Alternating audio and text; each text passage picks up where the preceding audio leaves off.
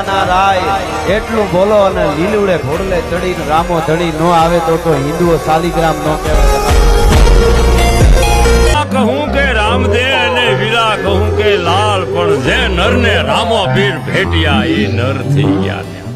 કરુણી ચેરા રાજ રાજવી ધવલ ધજારા ધારી ઇચમ ધરારા પીર રામસા પરચા થોરા ભારી રામા બાટ નિહારો आओ बेगा अलग धनी है लीले रा असुरा कि कुमकुम केसर तिलक लगाऊं नकलंक नेजा धारी वारी वारी देव वारणा निकट रवै गिनारी रामा बाट निहारो आओ बेगा अलग धनी है लीले रा असुरा। કહેવાય છે કે મારવાવાળા કરતાં તારવાવાળો મોટો છે અને અંતરના નાદથી કરેલો પોકાર જો ભગવાન સુધી પહોંચી જાય તો ભગવાન આપણા સંકટને હરે છે અને આપણી રક્ષા કરે છે।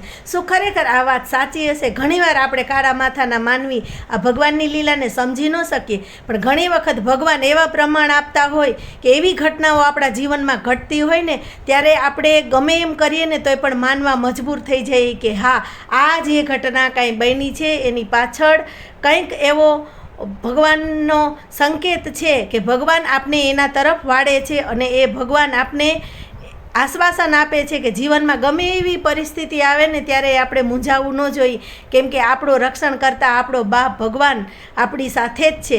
એવી જ વાત કંઈક અમારા જીવનમાં બનેલી એ હું તમને આજે કહીશ। રણુજાના રાય રામાપીરની જે બોલાવી અને આપણે વાતની શરૂઆત કરીએ છીએ તો વાત એમ બને છે, અમારા ભાઈને 6-7 ગાયો છે અને એ ગાયોમાં એક ગા છે એ વ્યાવાની હોય અને ભાઈને બારગામ જવાનું હતું, એટલે ભાઈ બારગામ જાય એટલે વાડીએ કોઈ ન હોય તો ગા એકલી રહે અને અત્યારે ગાને એકલી રેઢી મૂકાય એવી પરિસ્થિતિ નહોતી, એટલે બાએ ભાઈને કીધું કે તું મને વાડીએ મૂકી જા, હું મારું ભાત લઈ અને વાડીએ રહીશ આખો દિવસ અને ગાનું ધ્યાન રાખીશ।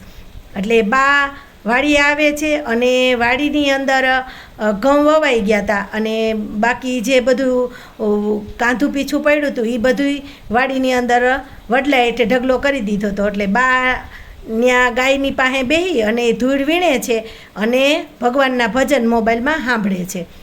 તો આવી રીતે બા છે એ પહેલેથી જ એને ભગવાનના ધૂન ભજન ને એ વધારે આવડે, એટલે નવા નવા ભજન શીખતા હોય તો એમાં રામાપીરનું ભજન શીખવું ને ત્યાર પછી મોબાઈલમાં આગળ જુએ છે તો રામાપીર જય ખોડિયાર રામા મંડળ ભાડુકિયા ધામ એ રામાપીરનો એમાં વિડીયો આવે છે, એ વિડીયો બા જુએ છે।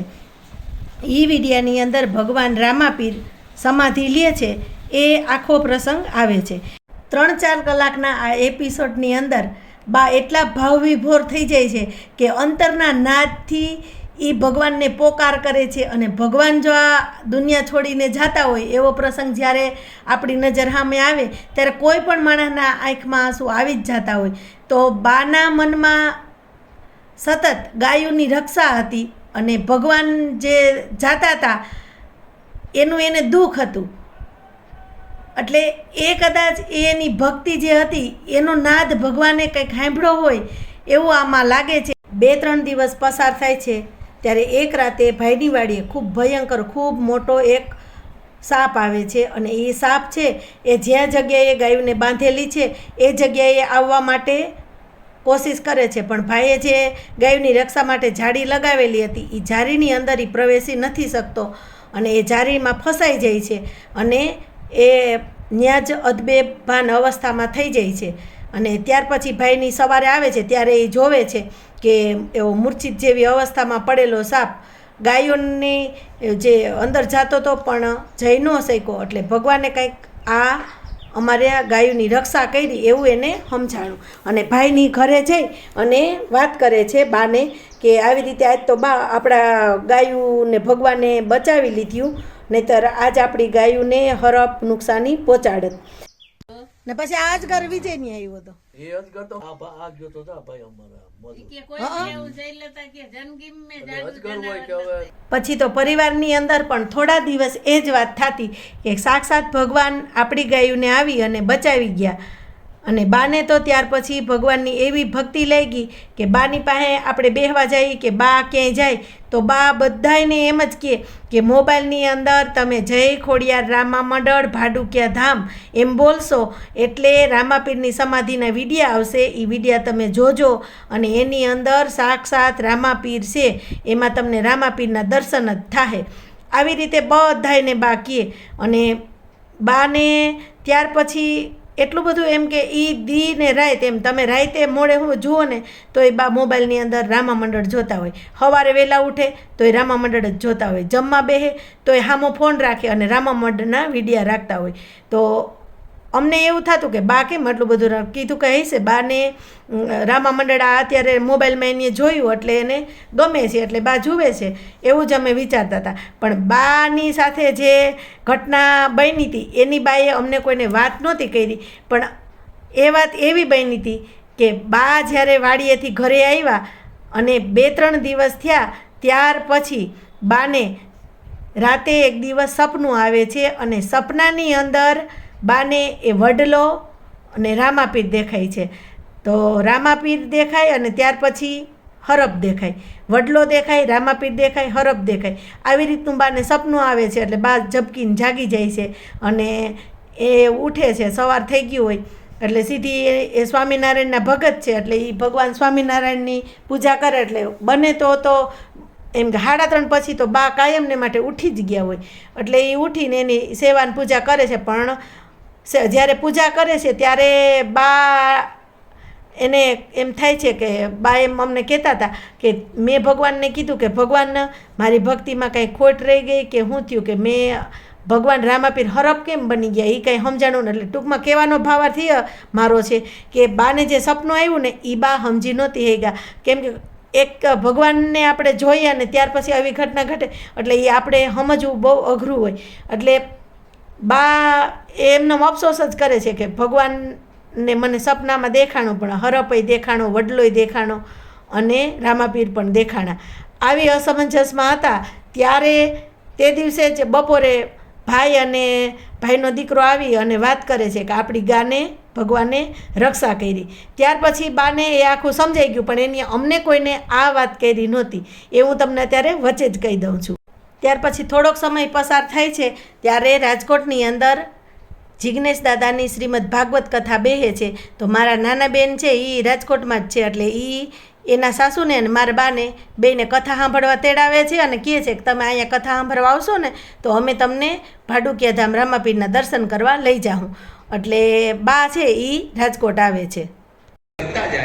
4 શ્લોકમાંથી 18,000 શ્લોક કર્યા.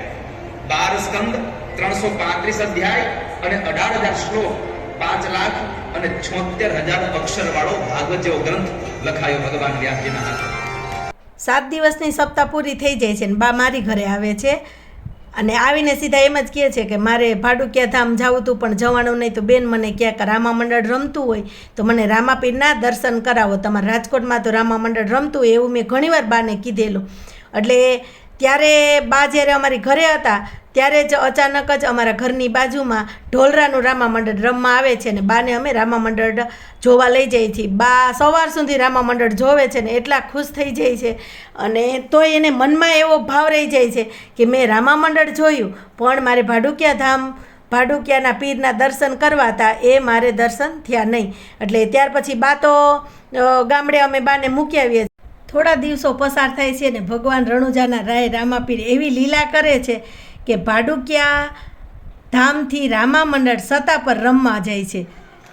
આવા સમાચાર બા મને આપે છે અને આજે એ રૂડો દિવસ આવી ગયો છે કે રામા મંડળ સતાપરની અંદર રમવા આવ્યું છે. મોમાઈ સત્સંગ મંડળના બહેનો છે એ અમારે આ રામા મંડળના આયોજનના આયોજક છે. તો ખરેખર ખૂબ આભાર માનું મોમાઈ સત્સંગ મંડળના બહેનોના કે અમે અમારા બાને ભગવાન સુધી ન પહોંચાડી હેગા પણ તમારી ભક્તિએ કરી અને આજ અમારા બાને સાક્ષાત રામાપીરના દર્શન થાય. તો આજે બા અત્યારે પણ આ સામૈયામાં આવ્યા નથી. એ ઘરે રામાપીરની રાહ જોઈને બેઠા છે કે જો હું સામૈયામાં આવું અને ઘરે ભગવાન દર્શન દેવા આવે તો હું ઘરે ન હોઉં તો મને એ અફસોસ રહી જાય. એટલે બાના રામાપીર એટલે સહદેવસિંહ જાડેજા બાને સહદેવસિંહ જાડેજાની અંદર સાક્ષાત રામાપીરના દર્શન થાય છે અને જ્યારે સપનામાં બાને રામાપીર આવ્યા ત્યારે એ જ સ્વરૂપે આવ્યા હતા. એટલે હવે આપણે આગળ સામૈયાનો વિડીયો જોઈ ત્યાર પછી બાની ઘરે રામાપીર આવ્યા અને બાએ કેવું સ્વાગત કર્યું એ સર્વે પણ હું તમને વિડીયોમાં આગળ બતાવીશ.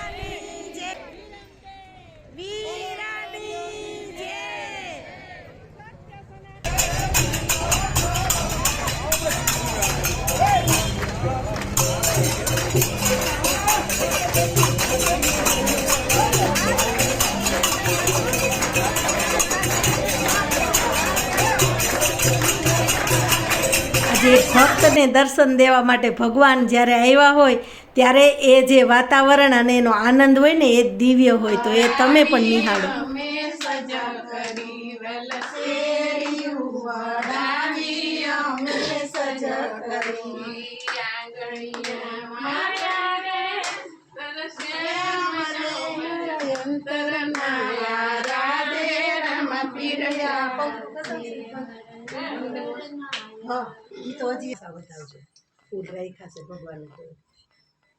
મારી માનો ભાવ હોય બધો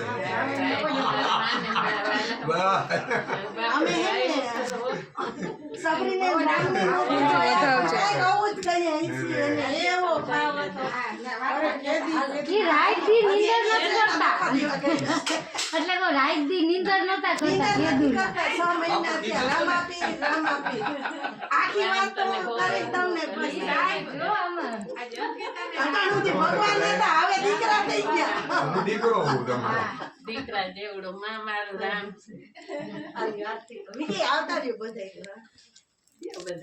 આ માના દીવા તો અહીંયા ઉભા છે તો હવે હાલો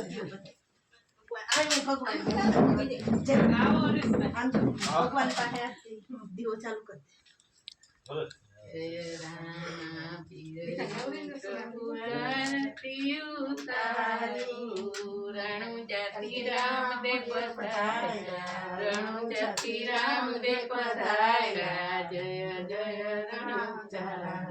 પ્રભુ જય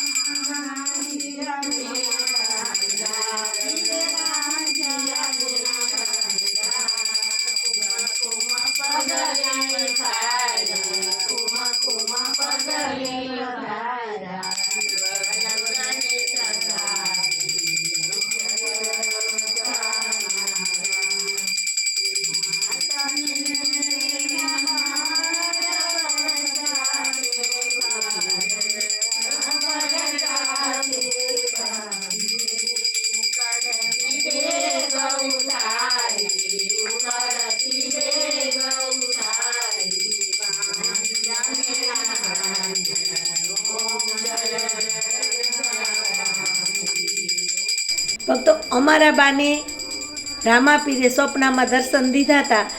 એ રામાપીર એટલે સહદેવસિંહ જાડેજા. સહદેવસિંહ જાડેજા જય ખોડિયાર રામા મંડળમાં મોટા રામાપીરનું પાત્ર ભજવે છે. એટલે ભગવાન રામાપીર સાક્ષાત એનામાં આવીને બિરાજે છે. એ બાના સ્વપ્નમાં દર્શન દીધા ત્યારે આપને ખબર પડી અને અમે અમારા બાને ભાડુકિયા દર્શન કરવા લઈ જાત, પણ સહદેવસિંહ જાડેજા અને એનું જે આખું મંડળ છે એ તો બધા રાજકોટમાં રહે છે, એ અમને હવે ખબર પડી. એટલે ભગવાન રામાપીરે એવી લીલા કરીને એવો પરચો પૂર્યો ને કે એ શબ્દોમાં વર્ણવી ન શકાય. રાજકોટથી સત્તા પર રમવા આવવા સુધીની જે લીલા છે એ તો અદ્ભુત છે. અને જય ખોડિયાર રામા મંડળ છે એ પણ ખૂબ સેવાના કાર્ય કરે છે, તો આપણે એને પણ બિરદાવીએ છીએ. અને મોમઈ સત્સંગ મંડળના બહેનો એનો ખૂબ ખૂબ આભાર કે એના લીધે આજે ભગવાને અમારા બાના ઘરે કુમકુમ પગલી પાડી છે.